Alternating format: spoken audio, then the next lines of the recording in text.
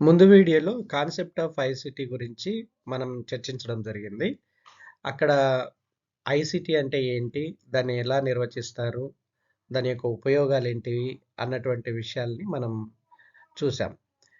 So, అంతేకాకుండా key components of ICT ఆహ్, ముఖ్యమైనటువంటి భాగాలేంటివి ఈ ఐసిటీలో అన్నటువంటి విషయాలతో ఆహ్, లాస్ట్ క్లాస్ లేదా లాస్ట్ వీడియో ఎండ్ చేసాం.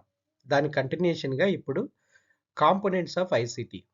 సో, ఏవే కాంపోనెంట్స్ ఈ ఐసిటీలో ఉంటాయి?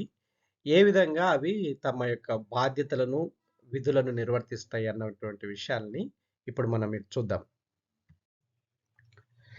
సో, కాన్సెప్ట్ ఆఫ్ ఐసిటీలో ఇప్పుడు కీ కాంపోనెంట్స్‌ని చూద్దాం.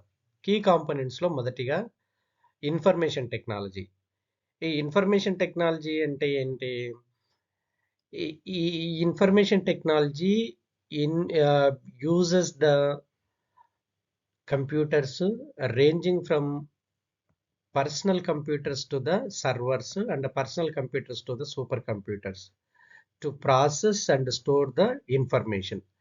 సో ఇక్కడ ఫస్ట్ కాంపోనెంట్ ఏందయ్యా ఐసిటీలో అంటే ఇన్ఫర్మేషన్ టెక్నాలజీ. ఈ ఇన్ఫర్మేషన్ టెక్నాలజీ ఏం చేస్తుందయ్యా అంటే మన వ్యక్తిగత కంప్యూటర్లు అంటే మన ల్యాప్టాప్స్, డెస్క్టాప్స్ నుంచి ఎంతవరకు సర్వర్స్ వరకు యూజ్ చేసుకుంటాయి. అంతేకాకుండా మన ల్యాప్టాప్స్, డెస్క్టాప్ నుంచి సూపర్ కంప్యూటర్స్ వరకు కూడా ఇవి యూజ్ చేసుకుంటాయి. దేనికోసం యూజ్ చేసుకుంటాయా అంటే మన దగ్గర ఉన్న ఇన్ఫర్మేషన్ని ప్రాసెస్ చేయడానికి, అంతేకాకుండా మన దగ్గర ఉన్న ఇన్ఫర్మేషన్ని స్టోర్ చేయడం కోసము దీన్ని ఉపయోగిస్తాయి అన్నమాట. అయితే ఈ కొన్ని అప్లికేషన్స్‌లో ఈ ఐటీని ఉపయోగిస్తారు. ఏం అప్లికేషన్స్? సాఫ్ట్‌వేర్ అప్లికేషన్స్ అంటే ఆహ్, ఆపరేటింగ్ సిస్టమ్. ఆపరేటింగ్ సిస్టమ్ ఇప్పుడు మనం ఏదైనా సిస్టమ్‌లో పని చేయాలనుకోండి. ఇప్పుడు మీరు ఒక మైక్రోసాఫ్ట్ ఆపరేటింగ్ సిస్టమ్ అంటాం. తర్వాత లినక్స్ ఆపరేటింగ్ సిస్టమ్ అంటాం. యునిక్స్ ఆపరేటింగ్ సిస్టమ్ అంటాం. ఆ విధంగా అటువంటి ఆపరేటింగ్ సిస్టమ్స్‌లో వీటిని మనం ఉపయోగించుకుంటాం. ఇది ఫస్ట్ కాంపోనెంట్ ఆఫ్ ఐసిటీ. రెండో కాంపోనెంట్‌కొచ్చేసరికి కమ్యూనికేషన్ టెక్నాలజీ. సో, ఈ కమ్యూనికేషన్ టెక్నాలజీ అన్నదేందయ్యా అంటే మొదటిదేమో జస్ట్ ఇన్ఫర్మేషన్ ప్రాసెస్ చేయడానికి, ఇన్ఫర్మేషన్ స్టోర్ చేసుకోవడానికి. రెండవదొచ్చేసి కమ్యూనికేట్ జేసుకోవడానికి. ఇలా communication technology involves the establishment of the networks at both local and global to enable the seamless exchange of information. This includes wired and wireless communication technology.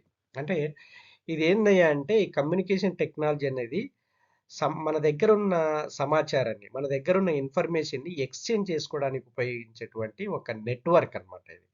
ఈ network మనము లోకల్‌గాను మరియు గ్లోబల్‌గాను establish చేయొచ్చు.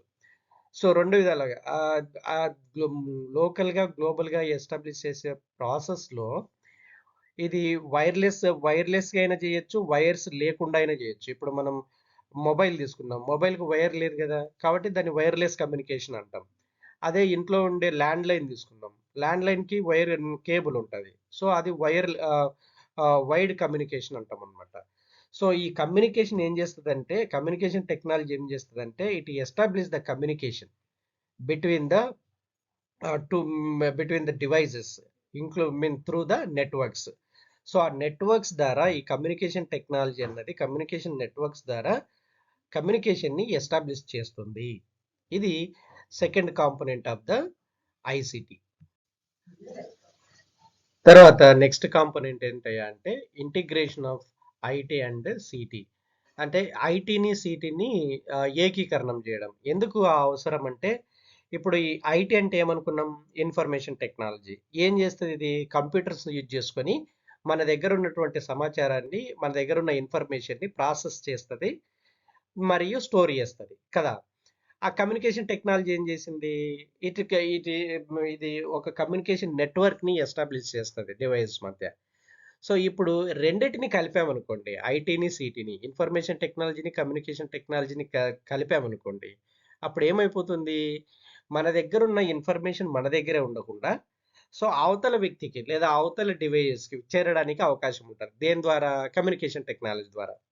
ఇప్పుడు ఐటీని, సిటీని information టెక్నాలజీని, communication టెక్నాలజీని club చేస్తే information అన్నది ఎక్స్చేంజ్ జరుగుతుంది ఒకరి దగ్గర నుంచి ఇంకొకరి దగ్గరికి పోవడానికి. ఎలా? Through the communication networks, through the communication technology. Example చూసుకుంటే ఇప్పుడు మన దగ్గర ఈ ఇంటర్నెట్ ఉంది. Internet serves as a medium for both information exchange and communication. Internet ఉంది, నా దగ్గర ఇప్పుడు ఒక ఇన్ఫర్మేషన్ ఉంది. నా దగ్గర ఉన్న ఇన్ఫర్మేషన్ ఢిల్లీలో ఉండే నా ఫ్రెండ్కి పంపించాలి, చేరవేర్చాలి. ఆ ఇన్ఫర్మేషన్ చేర్చాలంటే ఎలా చేయాలి? నేను నాకు ఒక కమ్యూనికేషన్ నెట్వర్క్ కావాలి. కమ్యూనికేషన్ నెట్వర్క్ ఉంటే సరిపోతుందా? సో ఈ ఐటీ నా దగ్గర ఇన్ఫర్మేషన్ ఉంది, ఇన్ఫర్మేషన్ స్టోర్ చేసుకొని పెట్టుకున్నా. నా ఫ్రెండ్ ఢిల్లీలో ఉన్నాడు, తనకి నా దగ్గర ఉన్న ఇన్ఫర్మేషన్ని పంపించుకోవాలి. అప్పుడు నేను కమ్యూనికేషన్ టెక్నాలజీ యూజ్ చేసుకుని కమ్యూనికేషన్ టెక్నాలజీ ద్వారా ఇంటర్నెట్ని యూజ్ చేసుకుని పంపించగలను విత్ ఇన్ ఏ సెకండ్స్లో కదా. సో అందువల్ల this is also one of the components integrating the IT and CT. So that ఏమైపోతుందంటే overall efficiency of the system, overall efficiency of the ICT becomes increases. అంటే మొత్తం సామర్థ్యం, ICT యొక్క మొత్తం సామర్థ్యాన్ని పెంచడానికి అవకాశం ఉంటుంది. Right. So this is third component. Fourth component వచ్చేసి cloud computing. Cloud computing is a fundamental aspect of ICT. ఇది ఐసిటీలో ప్రాథమికమైనటువంటి అంశం. ఇది ఏం చేస్తుందయ్యా అంటే on demand access to the computing resources, storage, applications over the internet. ఇది ఏం చేస్తుందయ్యా అంటే మనకి ఇంటర్నెట్లో మనకు ఉన్నటువంటి కంప్యూటరింగ్ వనరులను, మనం స్టోర్ చేసుకున్న ఇన్ఫర్మేషన్ని, లేకుంటే మనం యూజ్ చేసేటువంటి అప్లికేషన్స్ని యాక్సెస్ చేయడానికి ఉపయోగపడుతుంది. సపోజ్ ఒక ఎగ్జాంపుల్ ఇస్తా. క్లౌడ్ కంప్యూటింగ్లో మనము వీడియో కాన్ఫరెన్సెస్, క్లౌడ్ కంప్యూటింగ్ ద్వారా వీడియో కాన్ఫరెన్స్ చేసుకోవచ్చు. ఎక్కడైనా ప్రపంచంలో ఎక్కడ కూర్చొనైనా మనము కాన్ఫరెన్స్లు నడిపించవచ్చు. Example Zoom conferences, Google conferences. So cloud computing ద్వారా మన దగ్గర ఉన్న ఇన్ఫర్మేషన్ని మనం పాస్ చేసుకుంటూ, ఎక్స్చేంజ్ చేసుకుంటూ చేయడానికి వీలవుతుంది. సో ఇది కూడా ఐసిటీ కాంపోనెంట్స్లో ఒక component cloud computing. And coming to the very important aspect of this concept of ICT is education and digital learning. So ఎడ్యుకేషన్లో దీని యొక్క పాత్ర ఎంతగానో ఉంది ఐసిటీలో. ఎందుకంటే మనకు we are doing the digital learnings, online courses, so distance educations, ఇవన్నీ మనము చేయగలుగుతున్నాం. ఇప్పుడు నేను ఇండియాలో ఉండి అమెరికా యూనివర్సిటీలో ఆన్లైన్ కోర్స్ చేస్తున్నా.